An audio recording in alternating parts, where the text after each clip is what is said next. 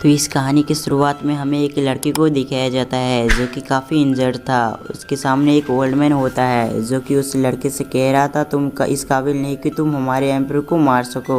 ये कहकर वो तीनों ही यू पे हमला कर देते हैं। यू जो कि हमारा मेन कैरेक्टर होने वाला है वो अभी इस हालत में नहीं था कि वो अपने आप को बचा सके। अब वो अटैक यू को नुकसान पहुंचा पाता उससे पहले यू समय में 5 साल पीछे आ जाता है। यू अपने बिस्तर से उठकर अपने आप को शीशे में देखने लग गया था। उसे विश्वास नहीं हो रहा था कि वो समय में 5 साल पीछे आ चुका है। फिर हमें यू के बचपन का सीन दिखाया जाता है जहाँ पर एम्पर ने यू के माता पिता और उसके ग्रैंडफादर को मार दिया था। यू अपने आप से कहता है मुझे लाइफ ने एक और मौका दिया है, इस वजह से मुझे पहले से भी ज्यादा मेहनत करना होगा और अगले 5 साल में मैं इतना ताकतवर बन जाऊंगा कि कोई भी मुझे और मेरी फैमिली को मार ना सके। अभी के समय मेरे पास मेरी माँ और मेरे ग्रैंडफादर नहीं है लेकिन मैं अपने फादर को कुछ नहीं होने दूंगा। ये कहते हुए वो काफी गुस्से में दिख रहा था। यू इस बारे में और ही सोच ही रहा होता है लेकिन तभी उसके पास एक गार्ड आता है जो कि कहता है फादर आपसे मिलना चाहते हैं इसलिए आप अभी उनसे मिलने के लिए जाएं। ये सुनते ही वो अपने फादर से मिलने चला जाता है। यू अपने फादर के पास जाते हुए काफी इमोशनल हो गया था। पिछली लाइफ में वो अपने फादर से नफरत करता था क्योंकि उसे ऐसा लगता था कि उसके फादर उसकी मोम को बचा सकते थे लेकिन उन्होंने जानबूझ के ऐसा नहीं किया। लेकिन अब जबकि उसे पता है कि उसके फादर की कोई भी गलती नहीं थी,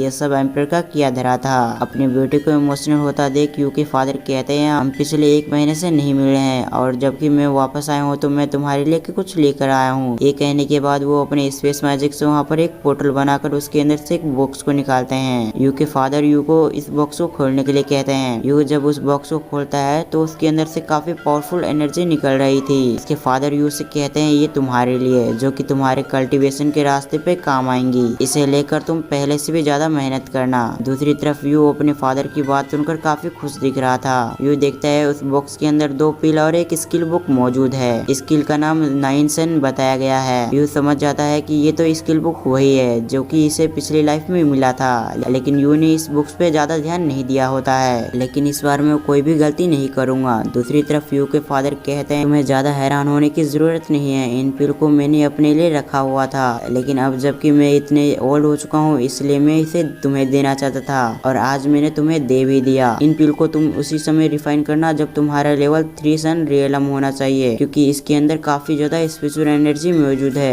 ये कहने के बाद यू के फादर वहाँ से चले गए थे। उसके बाद यू अपने कमरे में आ गया था। वो उस बुक को देखते हुए कहता है मुझे जल्द से जल्द इस स्किल को मास्टर करना होगा। मेरे पास 5 साल मौजूद है। उसके बाद मुझे अपने आगे की लाइफ को पूरी तरह से चेंज करनी होगी ताकि पिछली घटना इस बार ना हो और इसके लिए मुझे किसी अल्टीमेट टेक्निक की मदद लेनी होगी। ये सब सोचते हुए वो अपनी प्रैक्टिस शुरू कर दिया था। वहाँ पर हम कुछ सामने आते हुए देखते हैं जो कि यू को गाइड कर रहे थे। काफी समय बाद यू अपनी आंखें खोलता है और अपनी स्पेशल एनर्जी से अपने सामने रखी हुई मोमबत्ती को बुझा देता है। ये देखकर यू काफी खुश हो जाता है। यू फिर से प्रैक्टिस करने लग गया था। आधी रात प्रैक्टिस करने के बाद वो अपनी आंखें खोलता है और कहता है मुझे लगा था इस बार मेरी कल्टीवेशन स्पीड बढ़ चुकी होगी लेकिन ऐसा तो कुछ भी नहीं हुआ। अब मुझे कल कुछ ऐसा ढूंढना होगा जिसमें काफी स्पेशल एनर्जी मौजूद हो। ये सब सोचते हुए यू काफी उदास हो गया था और वो अभी सोने के लिए जा ही रहा था लेकिन तभी उसके अंदर से एक लोटस निकल आता है जिसकी वजह से यू समय में पीछे आया था। वो लोटस एक आर्मर की तरफ इशारा कर रहा था। यू उस आर्मर के पास जाता है तो उसे पता चलता है कि इस आर्मर के अंदर तो काफी ज्यादा स्पेशल एनर्जी मौजूद है। ये जानकर यू काफी खुश हो जाता है और वो उस आर्मर के साथ प्रैक्टिस करने लग गया था। उसकी स्पीड पहले से काफी बढ़ चुकी थी। वो हैरान होते हुए अपनी आंखें खोलता है और कहता है ये तो इमोर्टल लेवल की स्पेशल एनर्जी है। फिर वो पूरी रात उस आर्मर के साथ प्रैक्टिस करने लग गया था। देखते देखते सुबह हो जाती है। उसने रात भर में अपने एक स्टेज को पूरा कर लिया था। वो अपनी आंखें खोलते हुए कहता है फाइनली मैंने ब्रेक थ्रू कर लिया है। उसके बाद वो अपने घर की खिड़की खोलते हुए कहता है फाइनली सुबह भी हो गई है, मुझे तो पता भी नहीं चला कि सुबह कब हो गई। फिर वो अपने घोड़े पे बैठकर पूरे बाजार में घूमने लग गया था। तो वो एक जगह आ जाता है जहाँ पर आकर वो अपनी मोम के लिए प्रे करवाता है और ऐसे ही वो काफी देर वहाँ पर उदास बैठा हुआ था। कुछ घंटे बाद हमारा सीन चेंज हो जाता है। उसके बाद हमें यू को एक होटल में बैठे हुए देखते हैं जहाँ पर एक प्रिंसेस आई थी। उस प्रिंसेस की आवाज सुनकर यू अपने मन में सोचता है ये तो वही है और वो उस प्रिंसेस के सामने जाकर उसका रास्ता रोक देता है जिस वजह से उस प्रिंसेस को काफी गुस्सा आ गया था। और इसी के साथ ये पार्ट यहाँ पर एंड हो जाता है। नेक्स्ट पार्ट के लिए कमेंट जरूर करें। अगर आपको एक्सप्लेनेशन अच्छा लगा हो तो वीडियो को लाइक करें, चैनल पर नहीं हो तो सब्सक्राइब के साथ ही बेल आइकन कॉल पे प्रेस जरूर कर दें। तो मैं मिलता हूँ किसी और वीडियो में, जब तक के लिए थैंक्स फॉर वॉचिंग।